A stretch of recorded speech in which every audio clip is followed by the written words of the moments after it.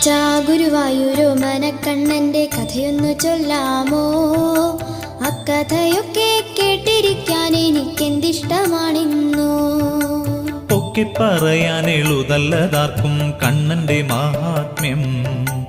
1000 നാവുള്ള നന്ദനു പോലും ആവുന്നതല്ലല്ലോ.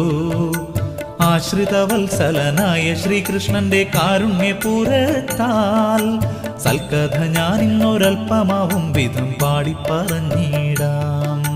കണ്ണൻ തന്നുടെ അക്കഥ കേൾക്കാൻ കാത്തിരിക്കും നേരം കൗതുകമേറെ വന്നു വളർന്നെന്നുള്ളം നിറഞ്ഞല്ലോ. ആലില കണ്ണന്റെ പൂജകനായി പണ്ടൊരു കാലത്ത് ഉണ്ടായിരുന്നു പോൽ നെന്മിനിയിലത്തൊരച്ഛൻ നമ്പൂരി. അച്ഛനു പുത്രനായുത്തമനായൊരു ഉണ്ണിയുമുണ്ടായി.